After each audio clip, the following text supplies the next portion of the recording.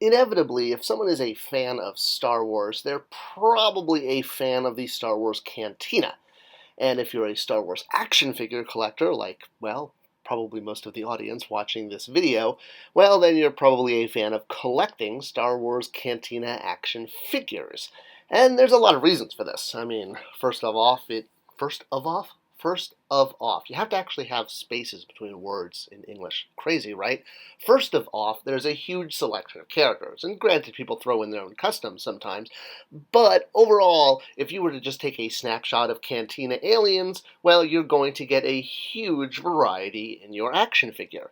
And the Cantina itself actually represents a lot more than just the home of, scum and villainy from across Mos Eisley. It also actually represents the climax of filmmaking and filmmaking of the stereotypical bar meeting up scene. Check out the video I made on what was so important about the Cantina scene. I go into detail there, but here we're actually talking about Cantina action figures and toys, and the reason for that is because on this very special episode of the modern Star Wars action figure line, we're talking about, well, the only modern attempt to create a Cantina playset, which is almost a little surprising, but not, because, well, the Cantina is a place where the majority of your action figures can hang out, and there's been a lot of amazing fan customs. But the thing is, for a child, it's not much of a playset. It's also a bar, and selling a bar playset at mass retail is probably not going to go over too well, which is why it hasn't been done that much. And while the fan creations have been pretty cool, the only official one we've gotten has been made of cardboard. It doesn't make it any less cool. Okay, yes, it does. But at least it is something. I know, yay for something. Alright, so the cardboard cutout Cantina has actually quite an interesting history, and of course the reason we're including it here on the series is because one of its releases included an all-new original figure, which we're going to be getting to. But hey, might as well talk about the quote-unquote playset. Now, this is the second cardboard playset to make it to retail, following the Jabba's Palace with unique Han Solo in carbonite. That's still one of my favorite figure descriptions. And again, this was part of the end of Power of the Force 2 that was linked to Phantom Menace coming out, which was just called Episode 1, coming summer 1999, and the link was Most Eisley, Most Espa. Hey, why not? It's better than some of the links they created. And inside, first you got your cardboard cutout flat pop-up diorama, and complete with instructions. This one was a little easier to assemble, if I recall, than Jabba's Palace, mostly because it didn't also have the throne. And it also had the advantage of having sort of a double playset, because on the other side you got sort of the streets of Mos Eisley, which was actually pretty cool, especially since just as much action took place there as it did inside of the Cantina. So hey, why not? Double the fun, right? And it doesn't cost you anything because, again, we're dealing with a paper product, and as I've noted in a few videos, anytime you can include paper with an action figure set, you're saving money.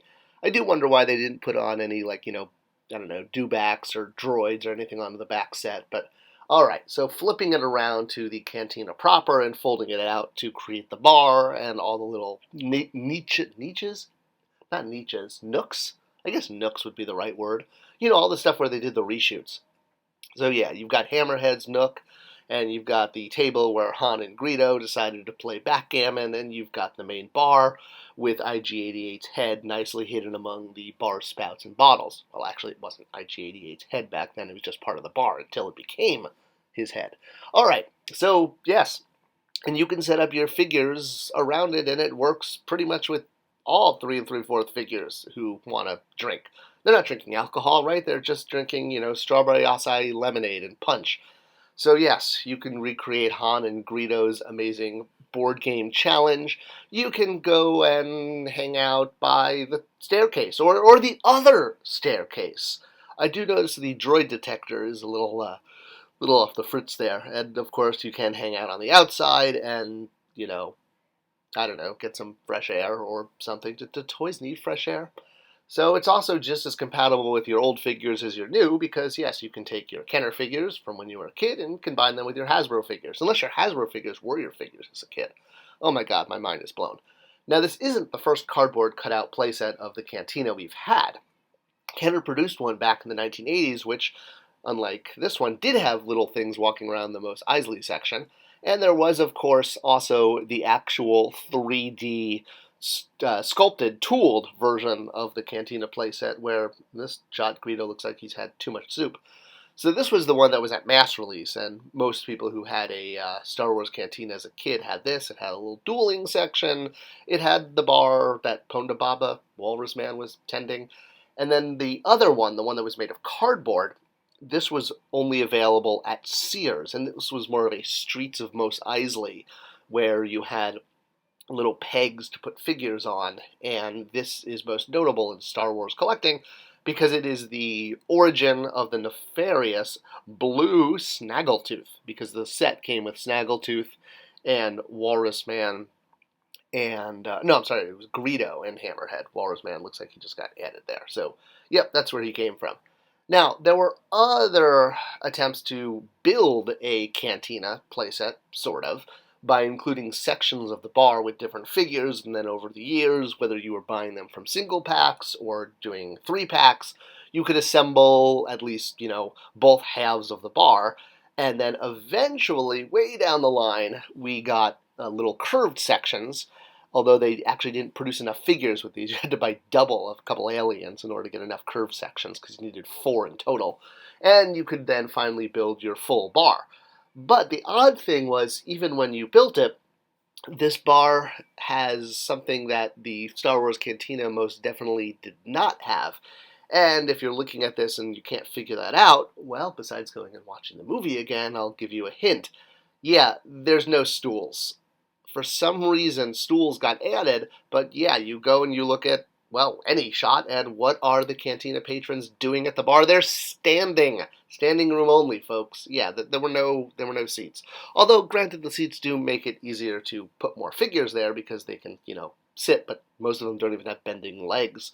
So yes, no bar stools. And while Hasbro has recently put out a Jabba's Palace, not diorama, playset, although it's based on the Mandalorian version of Jabba's Palace, it would be great to see something like this for the Cantina.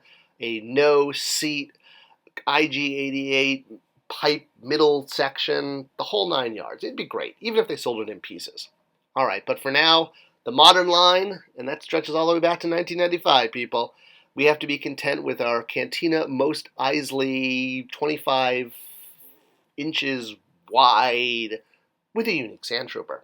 Now, as I mentioned, it did have a very interesting distribution, which goes back to the Spirit of Obi-Wan action figure that came out at the very beginning of Power of the Force 2. Now, besides getting the Spirit of Obi-Wan from your Frito-Lays and your dental bill, you would also get one of 4 coupons, although you actually could get 0 coupon. One coupon was a $5 off for further purchases, and this was the most common one. It's really odd that they had common, unique, and hard-to-find coupons. It's almost like it was, a Magic the Gathering or Decipher card game or something. Anyway, besides from the $5 off, there was also a few lucky fans who got a coupon for a Bomar Monk figure by mail, which was later offered online, and then finally a pop-up Cantina diorama when you buy 3 Star Wars figures first. So this one at least even required you to make additional purchases to redeem your coupon, unlike the other 2. The Cantina pop-up diorama was also released in Japan in their Toys R Us chain with a plethora of action figures both on orange and green cards. In the US, it was released at retail with this guy, which is why we're talking about it, since this series is about the action figures, not necessarily the playsets and vehicles. Though I'll cover them when they are, if you will, large pack-ins. I really consider it just an accessory for this guy. A whole playset is his accessory. Alright, so here we have a Sandtrooper with the white pauldron, which indicates his rank, different from this pauldron, which indicates this guy's rank. So this was the single card release from Power of the Force 2, and more or less he got updated with slightly different arms and a different colored pauldron, which was great because as fans we like to have variants, especially of troopers. And when troopers have variants, it's great to be able to, well, get those variants as toys. You'll notice this one doesn't have a backpack or the black around the top.